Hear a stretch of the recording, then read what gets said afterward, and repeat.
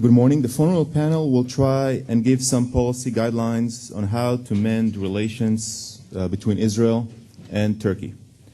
In recent years, Israel's strategic thinking intensively dealt with the question, is it possible to change the Turkish stance toward Israel by some sort of effort or gesture? Or it is a strategic change that Turkey is going through that manifests itself also in Turkish desire to return and be a significant player in the Middle East after the European accession attempts have basically failed.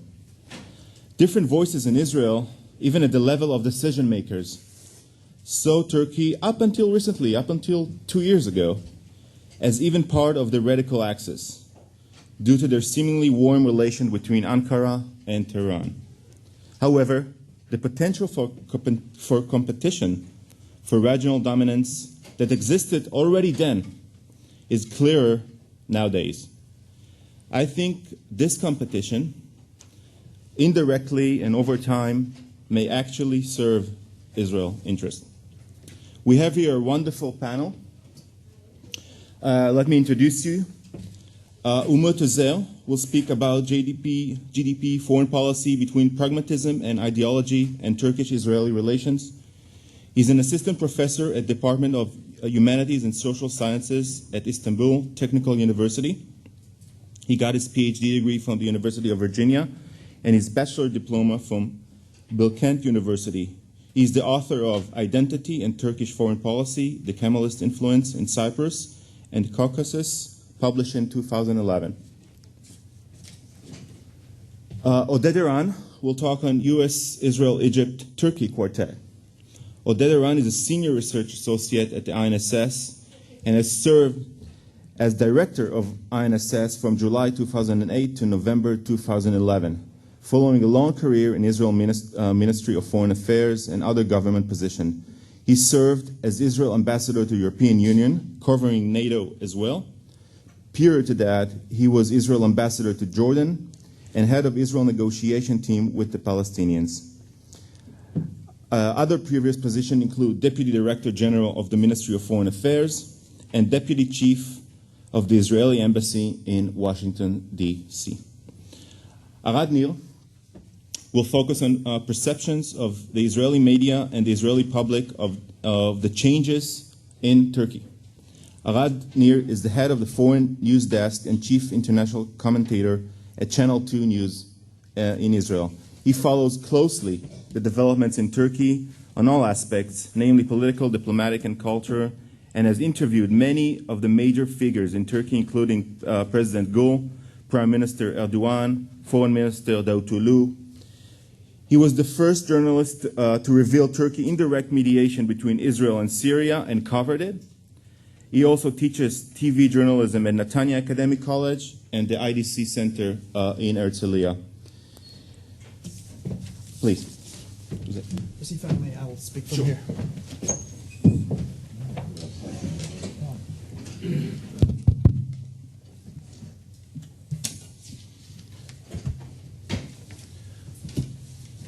Good morning. I think we have to keep in mind that Turkish-Israeli relations have always fluctuated ever since their establishment in 1949. As you're well aware, Turkey was one of the first countries to recognize Israel in 1949, obviously much after the United States or the USSR. It was the first Muslim country to recognize Israel.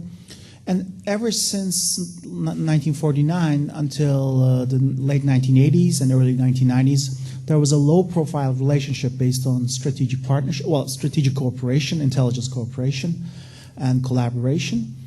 I don't want to talk too much about the history of Turkish-Israeli relations, as I'm sure you're all aware of the details of that bilateral relationship. However,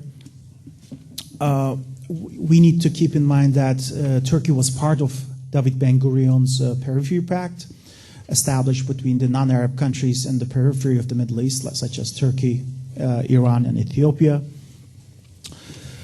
So the first point, there had always been fluctuations, and I think Turkish-Israeli relationship, even though it was based on national interest of both countries, And even though some individuals and scholars emphasize the historical friendship between Turks and Jews, that has some relevance as well.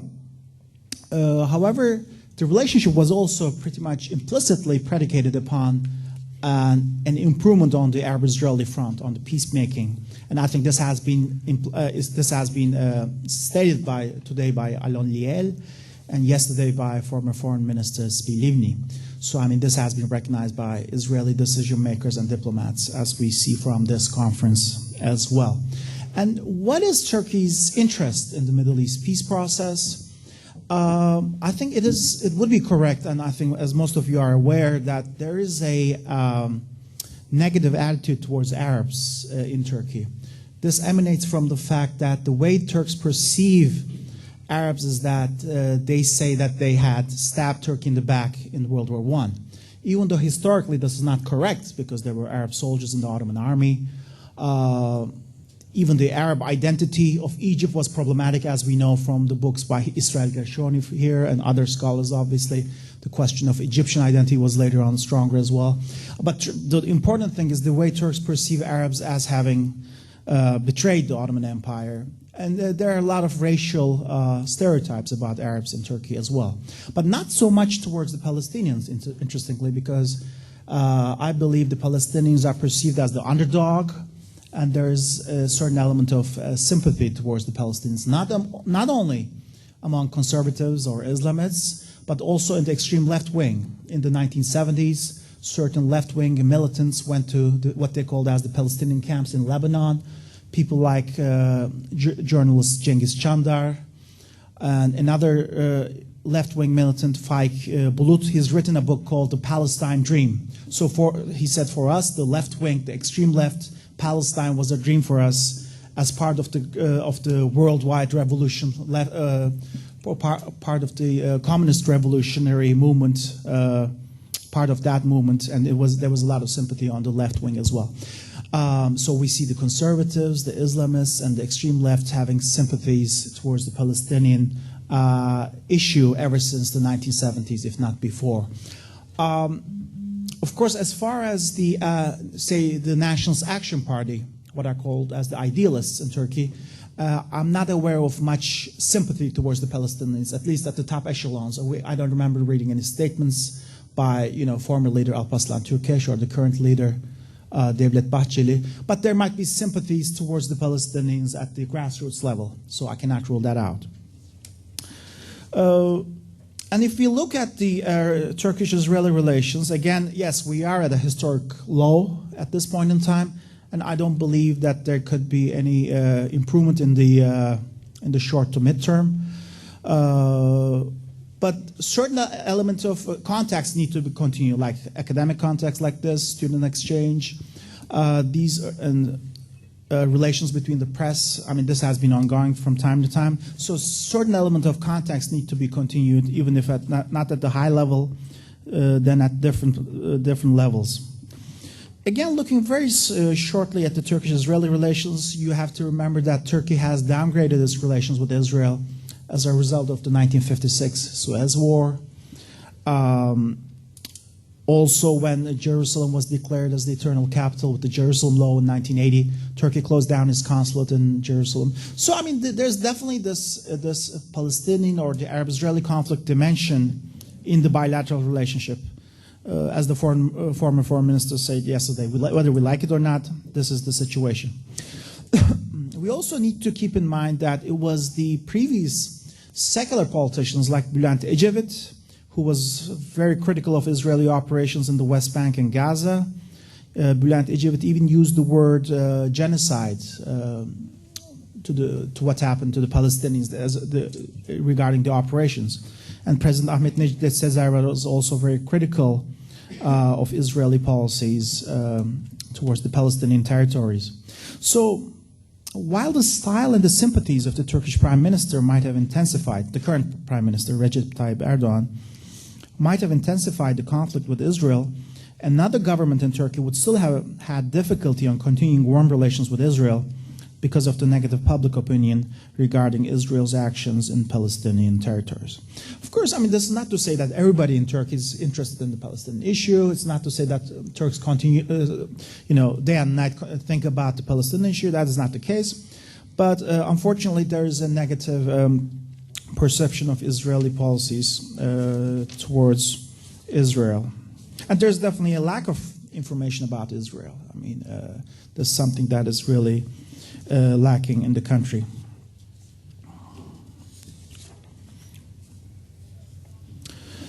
When we look at what I call the golden age of Turkish-Israeli relations, that is the 1990s, we had a number of students coming to Israel. We had academic exchange. Professors from Israel came to Turkey, to Middle East Technical University, to Bilkent, to others in Istanbul, I'm sure, to teach courses on the Middle East. So, I mean, the 1990s were really exciting. They were based not only on national interest, but there was a certain level of sympathy towards Israel in the certain departments of the Turkish Ministry of Foreign Affairs and in the Turkish military among certain individuals. There was definitely sympathy towards Israel. Again, how widespread it was, I cannot say for sure, but there was definitely individuals, generals and diplomats who were supportive of this bilateral relationship. And again, it wasn't only national interest, there was definitely sympathy to the Israeli system, Israeli military power, and the like. The current prime minister, when he was the mayor of Istanbul, visited the chief rabbi of Turkey in 1994, for instance. He promised that he would work for people of all religious backgrounds. And similarly, the Refah mayor of Ankara, Melih Gökçek, who, by the way, is still the mayor of Ankara, met the Israeli ambassador Tzvi Elpelek at a dinner he hosted for diplomats residing in Ankara. So just to reiterate, however, so, I mean, they had a certain level of opening to the Jewish community in Turkey when he was mayor, Recep Tayyip Erdogan, of Istanbul. And from time to time, we also hear, yes, very negative criticisms of Israel from the prime minister, but we also hear condemnation of anti-Semitism as a crime against humanity coming from the same individual. We also need to keep in mind that the concept of Islamism is rather limited in explicating Turkish politics in the 21st century. There's the question of identity, yes, Islamic identity, and there's this nostalgia for the Ottoman Empire, that is for sure. But we need to analyze whether Turkey has turned into an Islamic republic, or whether the political system has turned into an Islamic system. And I would answer in the negative because, for instance, we have to keep in mind that the legal system has remained secular ever since this government came to power in 2002. So there is no change in the secular nature of the legal system. And I mean, in fact, the country is very complex. We cannot explain the political phenomena based on purely Islamic or secular categories. Secular lifestyles are continuing in Turkey. You have to keep in mind that if you look at the Republican People's Party, they got 12 million votes in the latest election. So that's more people than live in the state of Israel. But obviously, about the JDP, the Justice and Development Party, we have to keep in mind that it has adopted the mantle of the center-right in Turkey. I think that's what Professor Köse-Balaban was saying yesterday as well. I mean, it's not the old national outlook ideology, which was the Islamist ideology, today represented by the Felicity Party, the Saadet Partisi. Yes, the top leadership, the top cadres of the JDP all come, or almost all come from this national outlook movement, but there are other individuals coming from, center-left, and many individuals from the center-right movement as well. And the votes, the constituency, comes from the center-right, because it's not that it's not that the center-right disappeared, but the center-right sort of represents itself, or also gets represented in the JDP. And when we look at the secular lifestyles, you can watch the Turkish TV, the TV shows, people living in the streets. there was a gay parade in Istanbul last summer. You cannot imagine this kind of things in an Islamic republic. Or you can see people drinking alcohol openly in the streets in many areas of Turkey. So again, that would be unthinkable in an Islamic republic.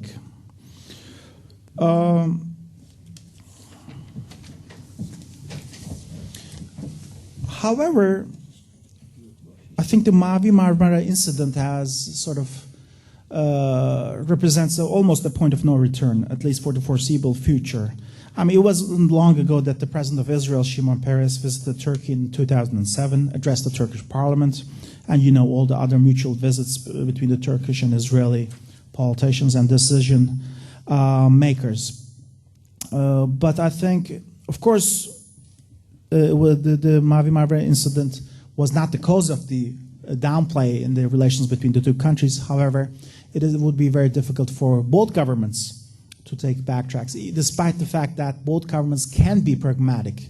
Netanyahu and Erdogan, from time to time, they can be pragmatic, but at this point in time, I think it's very difficult to repair the relationship between the two countries. I just want to look a little bit into the ideology of JDP, their Weltanschauung, so to speak.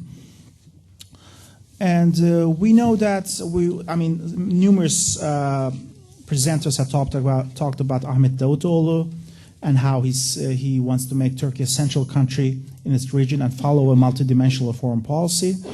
But he puts also a lot of emphasis on peaceful coexistence. He talks about the spirit of Sarajevo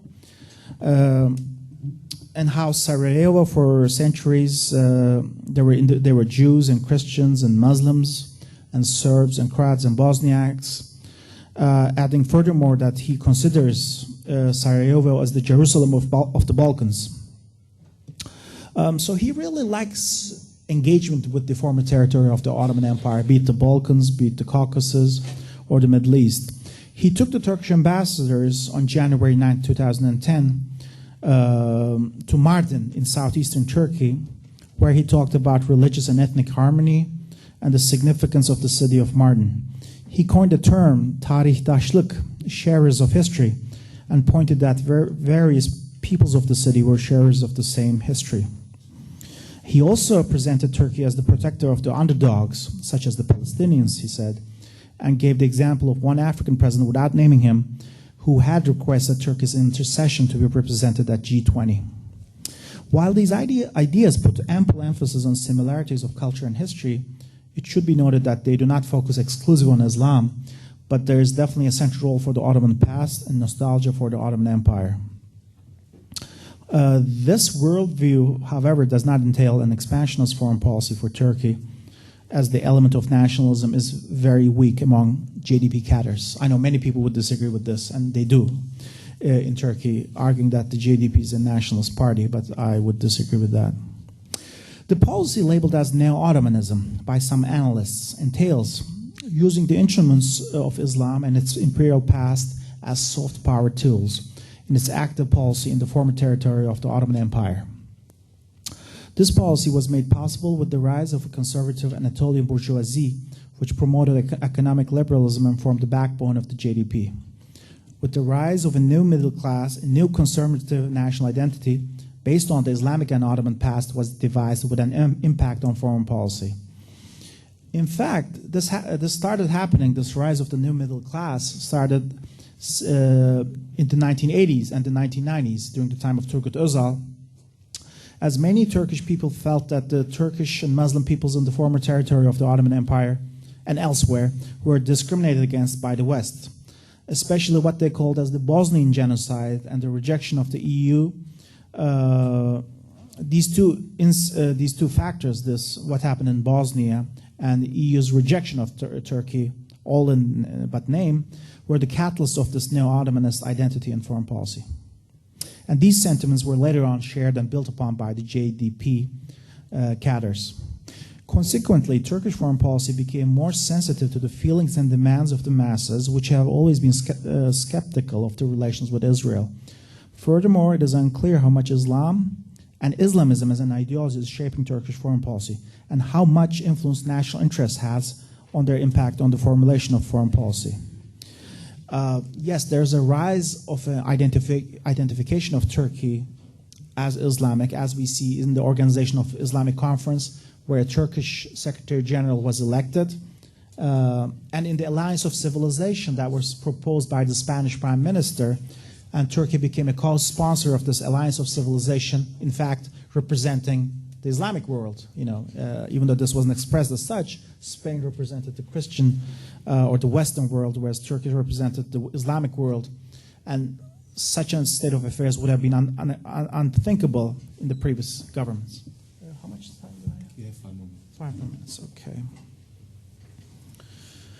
So we have to keep in mind that the JDP started, whether sincerely or for tactical reasons, to become a member of the EU.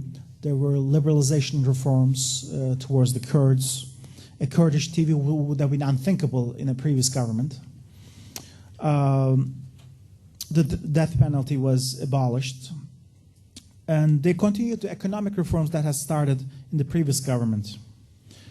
Promising diplomats, again, this is during the tenure of the JDP, promising diplomats such as Namık Tan and Feridun Sinirlioğlu, they were posted in Israel as ambassadors, and the former is the Turkish ambassador in Washington now, and the latter is the undersecretary of the foreign ministry at this point in time. So it shows that the Turkish government paid importance to Israel in its first 5 or 6 years. And we should also keep in mind that the current Turkish leaders' criticisms of Israel with that of their mentor, Necmettin Erbakan. I mean, Necmettin Erbakan was openly anti-Semitic and equated all the ills of the society, of all the problems, and the EU with Zionism. So, I mean, there's a stark contrast with current rhetoric and what Necmettin Erbakan said, which was very openly anti-Semitism, who was openly anti-Semitic, whereas Recep Tayyip Erdogan condemned anti-Semitism on a number of occasions as a crime against humanity.